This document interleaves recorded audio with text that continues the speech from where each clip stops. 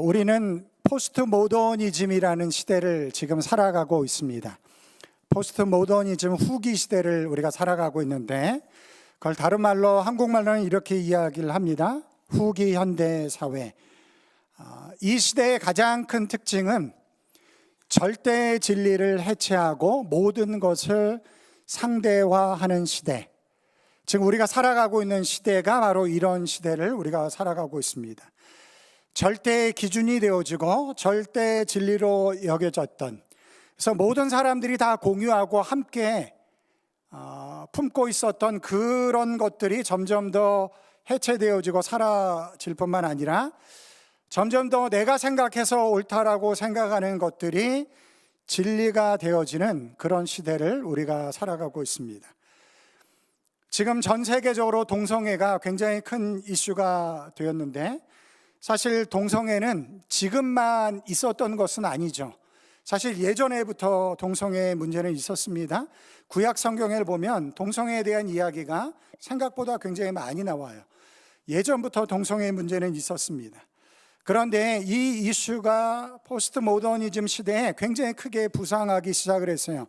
왜냐하면 남자와 여자가 결혼해서 한 가정을 이룬다라는 전통적인 기준, 전통적인 진리가 해체되어지기 시작을 하면서 이제는 내가 좋아하는 사람, 어떤 사람이랑 결혼을 해도 결혼의 가장 그 핵심 포인트는 내가 사랑하는 사람과 사는 것이다 라는 의미를 부여해서 그 사람이 남자가 됐든 여자가 됐든 내가 좋아하면 같이 사는 것, 그것이 곧 결혼이다 라는 것으로 우리가 가지고 있었던 절대적인 기준을 상대화시켜서, 그래서 내가 옳게 여기면 이제 그것이 진리가 되어지는 그런 시대를 우리가 살아가고 있습니다. 그래서 우리가 상상할 수 없는 일들이 계속해서 지금 벌어지고 있는 것이에요.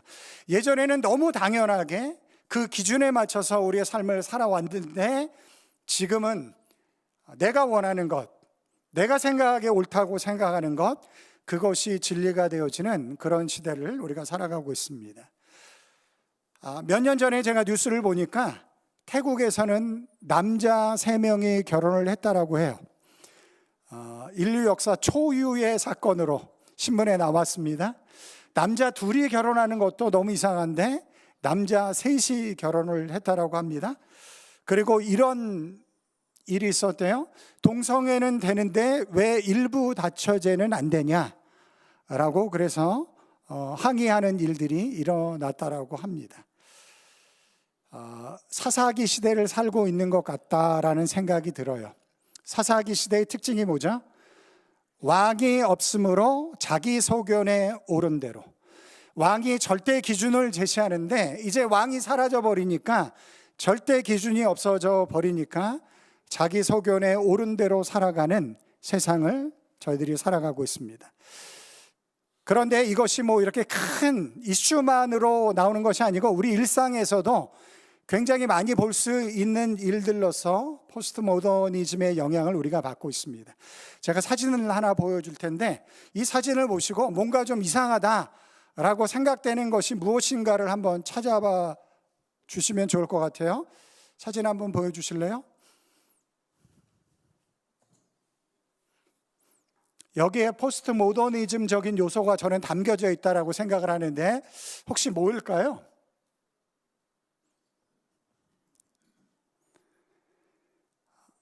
네, 뚫어지게 보시는데 뭐 괜찮습니다. 제가 생각하는 건 이거예요.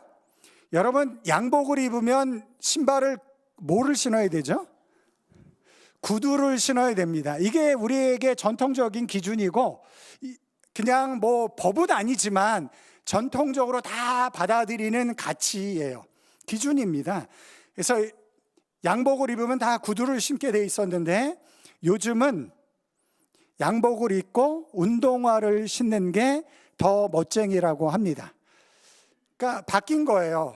가치가 바뀌었습니다. 생각이 바뀐 거예요. 그래서 절대적으로 세워졌던 기준들이 점점 해체되어지기 시작을 하고, 내가 편하면, 내가 익숙하면, 내가 좋으면 그것이 기준이 되어지는 그런 시대를 우리가 살아가고 있습니다. 이런 시대에 기독교는 참 유별난 종교로 존재합니다. 여전히 절대 진리를 고수하고 있을 뿐만 아니라 오직 기독교에만 참 구원이 있다라고 그렇게 선언하고 있습니다. 그렇죠? 절대 기준이 사라지는 이 세상 속에서도 여전히 기독교는 기독교에만 참 진리가 담겨져 있고 오직 예수 그리스도를 통해서만 진정한 구원의 역사가 우리들 가운데 일어난다라고 그렇게 주장을 하고 있어요. 이러한 기독교를 보면서 많은 사람들이 기독교는 편협하고 독선적이며 시대에 뒤떨어진 굉장히 배타적인 종교이다라고 그렇게 이야기를 합니다.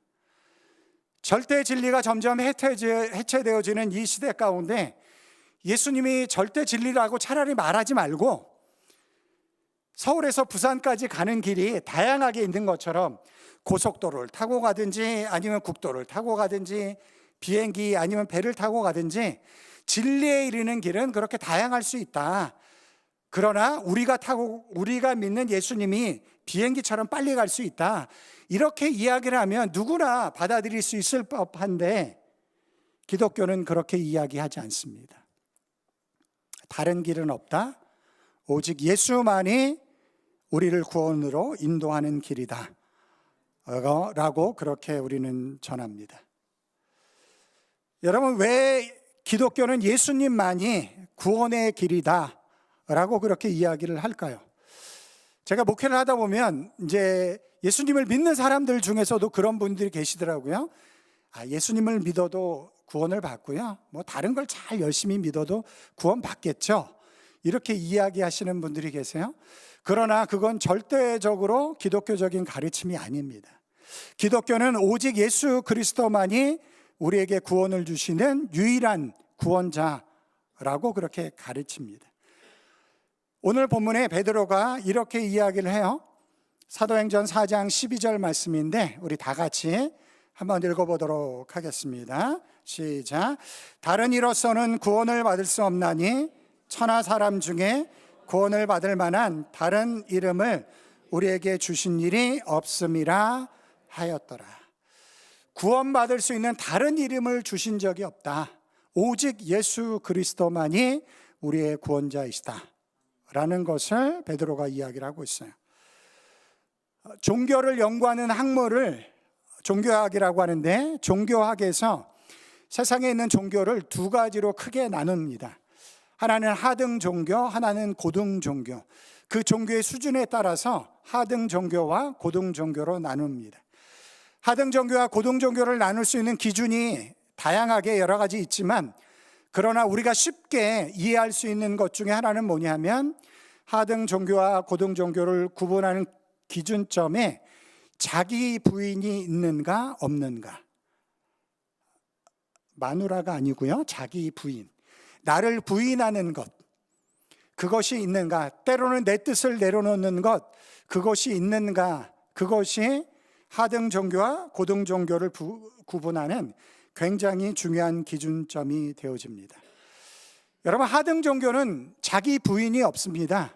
왜냐하면 그 수준은 자기 만족을 위해서, 자기가 원하는 것만 얻기 위해서 만들어진 종교적인 모습이기 때문에 그래요. 그래서 남이 어떻게 되는 건 별로 중요하지 않습니다. 그냥 내가 원하는 것을 그것을 얻으면 됩니다. 그런 것들이 이제 하등 종교가 되는 것이죠. 그래서 높은 도덕적, 윤리적 가치가 그들에게 굳이 필요하지 않습니다. 그냥 내가 원하는 것 얻으면 그것으로 만족하는 것이죠. 그러나 고등 종교는 그렇지 않습니다.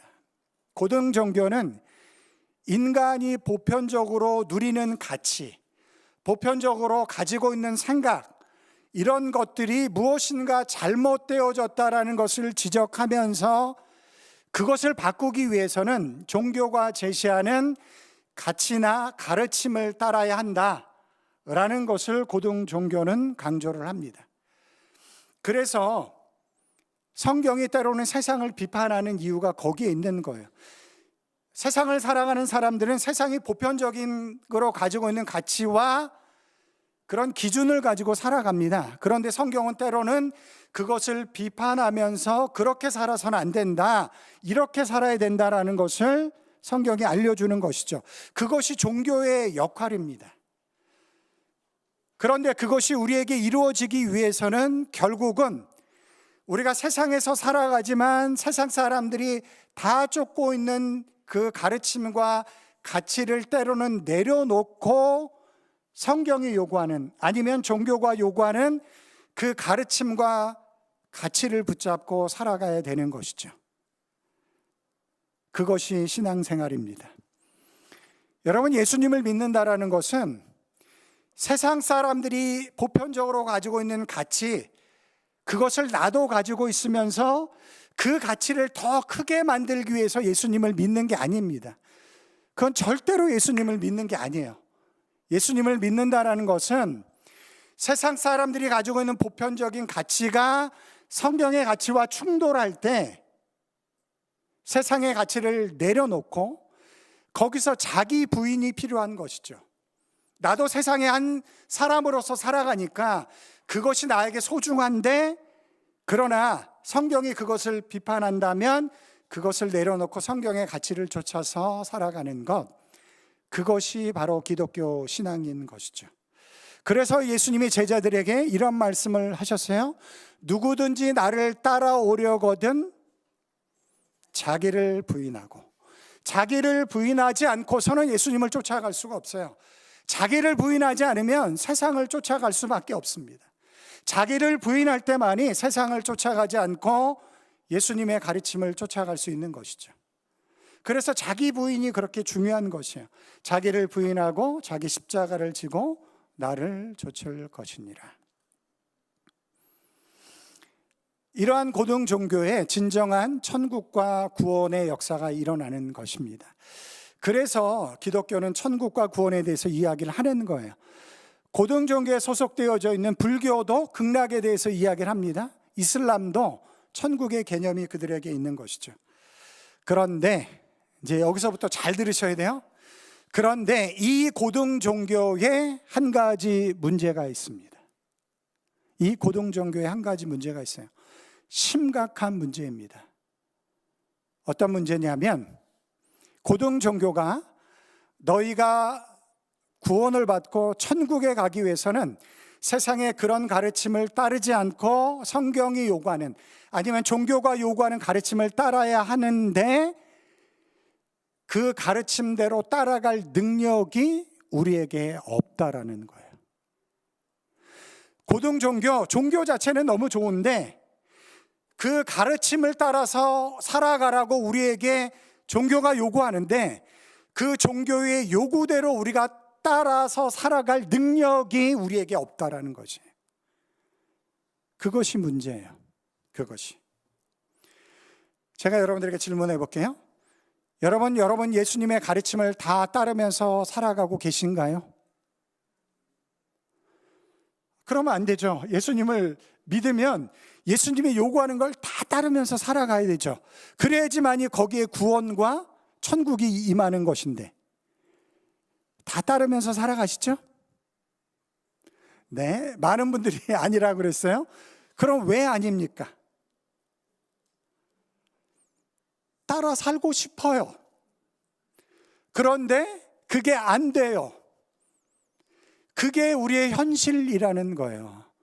그게 우리의 한계라는 것입니다. 제가 간단히 한번 실험해 볼까요?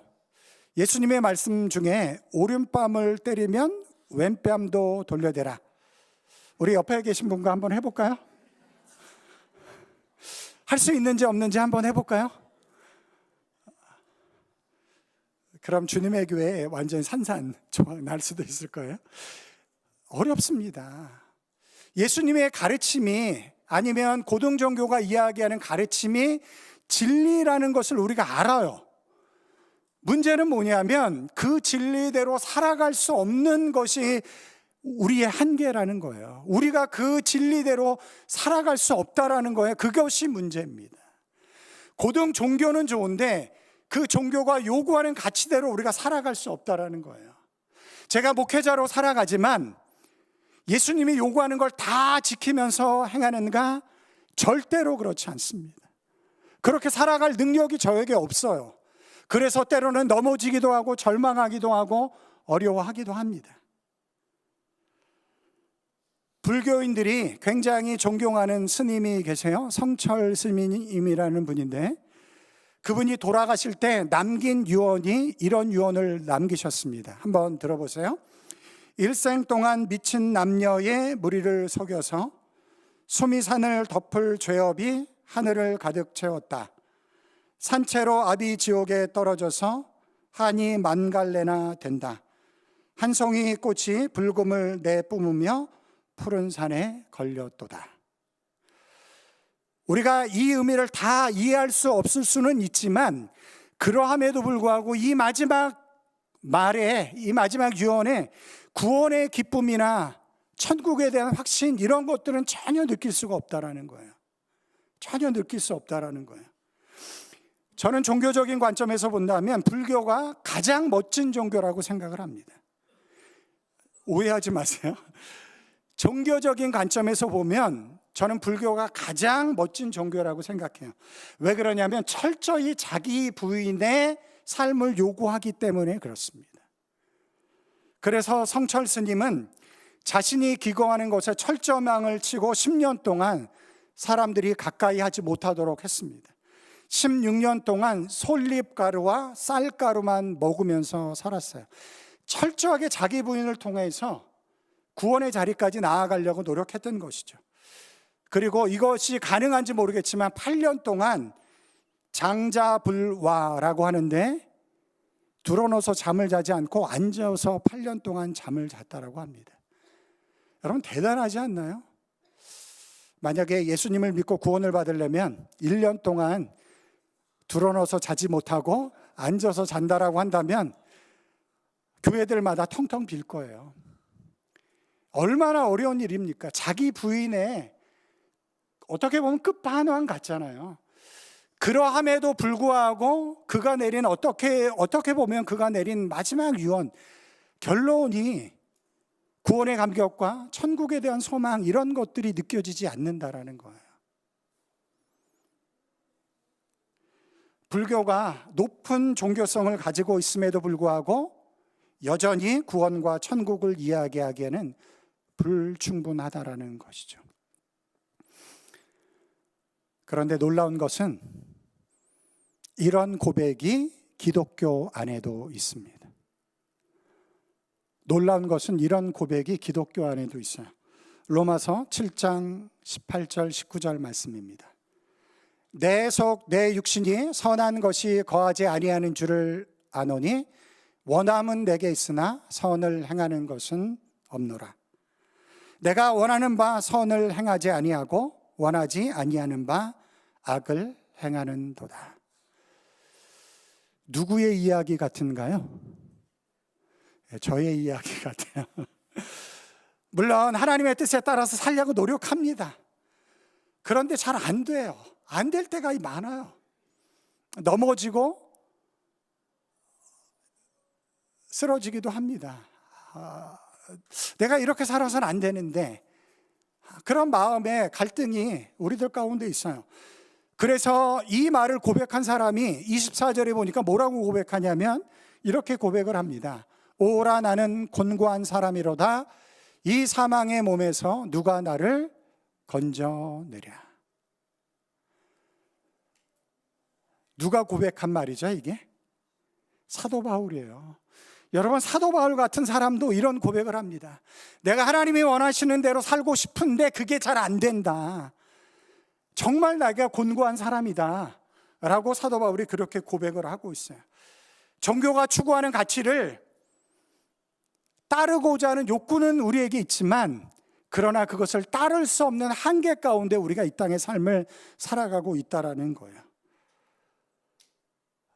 여기까지가 기독교가 고등 종교 안에 담겨져 있는 이야기를 제가 여기까지 했습니다.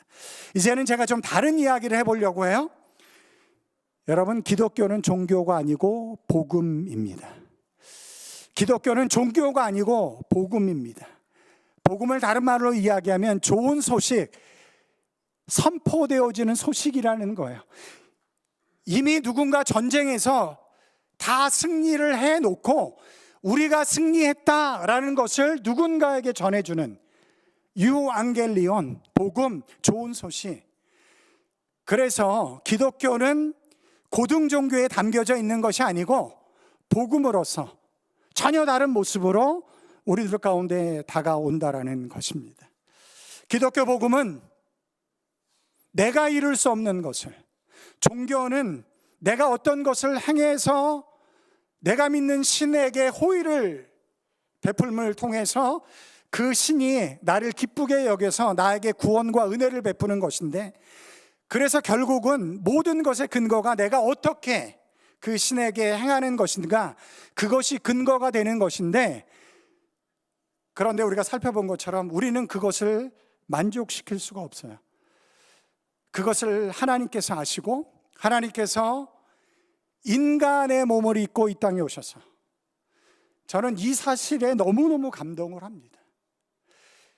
여러분, 우리가 살다 보면 누군가를 대신해서 내가 그 역할을 해줘야 될 때가 있어요. 그런데 그 역할이 좀 낮은 자리, 좀 안 좋은 자리에 내가 가야 될 때가 있죠. 그럴 때 우리 마음이 얼마나 상하나요? 그 일이 얼마나 힘듭니까? 그런데 하나님이신 분이, 이 온 세상을 만드신 그 하나님께서 인간의 몸을 입고 이 땅에 오셔서 예수 그리스도로 우리가 할 수 없는 일들을 주님께서 감당하시고 십자가의 죽으심으로 우리에게 그것을 선물로, 마치 우리가 행한 것처럼, 우리가 행한 것이 아님에도 불구하고, 우리가 할 수 없었음에도 불구하고, 그런데 마치 우리가 행한 것처럼 그 주님께서 행하신 일들을 우리에게 덧입혀 주심으로 인해서 하나님의 은혜 안에서 살아가게 하시는, 하나님의 구원과 천국을 소망하게 하시는 하나님의 놀라운 은혜를 우리들 가운데 허락해 주셨다라는 것입니다. 그걸 사도 바울이 깨닫자마자 그가 바로 이렇게 고백을 했어요. 로마서 8장 1절 2절 말씀 우리 다 같이 한번 읽어보겠습니다. 시작. 그러므로 이제 그리스도 예수 안에 있는 자에게는 결코 정죄함이 없나니, 이는 그리스도 예수 안에 있는 생명의 성령의 법이 죄와 사망의 법에서 너를 해방하였습니다. 그리스도 예수 안에 있는 생명의 성령의 법이 우리를 자유케 하셨습니다. 우리를 하나님의 자녀로 만들어 주셨습니다. 여러분, 착각하지 마세요. 여러분들이 하나님이 요구하는 걸 다 지켜서 하나님의 자녀가 되는 게 아닙니다. 그러면 우리에게 주어지는 것은 절망밖에 없어요. 왜냐하면 우리가 그것을 이룰 수 없기 때문에 그래요. 그것을 이룰 수 없기 때문에 하나님께서 우리를 사랑하셔서 예수 그리스도로 이 땅에 오시고 우리를 위해서 마땅히 해야 될 그 일을 그분이 이루시고 우리에게 그것을 선물로 주셔서 우리가 하나님의 자녀가 되게 하시는, 구원의 자녀가 되게 하시는 하나님의 은혜를 우리가 누리게 했다라는 것입니다. 이것이 기독교가 말하는 복음입니다. 그래서 여러분 스스로가 여러분 스스로를 정죄하면 안 돼요. 왜 그러냐면 하나님이 여러분을 의로운 사람으로 인치셨기 때문에 그렇습니다. 물론 우리가 잘못할 때 회개하고 속상해야죠. 그러나 그것으로 여러분의 모든 것을 판단하시면 안 돼요. 그때 여러분들이 가셔야 할 곳이 있습니다. 십자가의 자리를 가시는 거예요. 그리고 그곳에서 하나님의 은혜를 생각하시는 것입니다. 하나님의 은혜 안에 여러분의 삶을 담아내는 거예요. 그리스도 예수 안에 있는 생명의 법이 여러분을 새롭게 만들어 가실 줄 믿습니다. 그래서 제가 여러분들에게 이런 말씀을 드리고 싶어요. 여러분 축하합니다. 여러분 다른 종교로 가지 않고 오직 생명의 길로 우리를 인도하시는 예수님을 만난 것 여러분 축하합니다. 진짜 축하할 일이에요. 세상에 그 어떤 것과 바꿀 수 없는 축하받을 일이 여러분들 가운데 일어난 줄 믿습니다. 제가 이제 말씀을 정리하면서 여러분들 가운데 마틴 로이드 존스 목사님이라는 굉장히 유명하신 분이 계세요. 20세기 복음주의 목사님 중에 가장 위대한 목사님, 설교자라고 불렸던 분이 계신데, 그 목사님이 마지막 설교를 이 설교를 하셨다라고 합니다. 그 설교의 일부분인데 제가 여러분들과 함께 나누려고 해요. 그런데 이 설교를 잘 들으셔야 돼요. 잘못하면 오해합니다. 잘 들으셔야 돼요. 이 목사님이 이런 이야기를 하셨어요. 기독교는 그리스도를 본받는 종교가 아닙니다. 여태까지 우리는 그리스도를 본받는 종교로 알고 있었는데, 그런데 목사님이 이렇게 이야기를 하셨어요. 만일 그것이 가능하다고 생각한다면 나가서 그리스도를 본받으려 노력해 보십시오. 여기서 질문해 볼게요. 다시 뒤로 돌아가 주세요. 질문해 보겠습니다. 그리스도를 본받으려고 노력하면 우리가 그리스도를 본받을 수 있나요?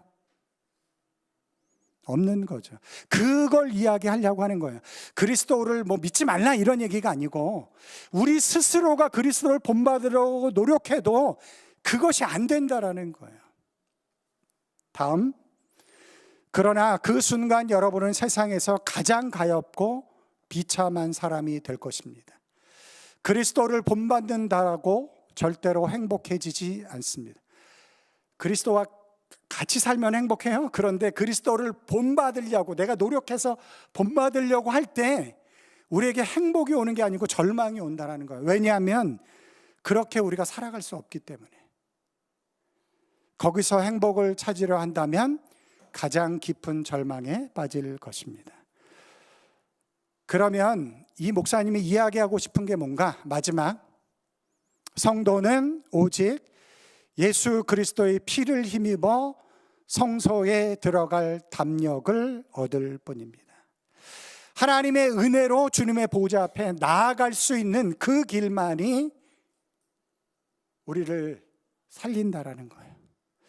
그 은혜의 십자가, 영광의 십자가를 만인이 본받아야 하는 아름다운 것으로, 도덕적인 기준으로 만들지 말라라는 것입니다. 변질시키지 마십시오. 여러분, 우리 교회 안에서, 우리 교회가 아니고 일반적으로 교회 안에서 우리가 예수님의 가르침을 도덕적인 기준으로 만들어서 얼마나 우리가 많은 사람들을 판단하고 정죄하기도 하나요? 그러나 우리 모두가 다 그걸 지킬 수가 없어요. 우리 모두 다 하나님의 은혜로 구원을 받는 것이고, 그 은혜를 덧입을 때만이 하나님의 자녀로 이 땅에 하나님의 구원을 담아서 살아가게 되는 것입니다. 이제 말씀을 정리할게요. 제가 두 가지 말씀을 드리려고 합니다. 첫 번째는, 우리 모두 다 하나님의 은혜가 필요한 사람들입니다. 여러분, 하나님의 은혜 아니면 우리가 이 세상을 살아갈 수가 없습니다.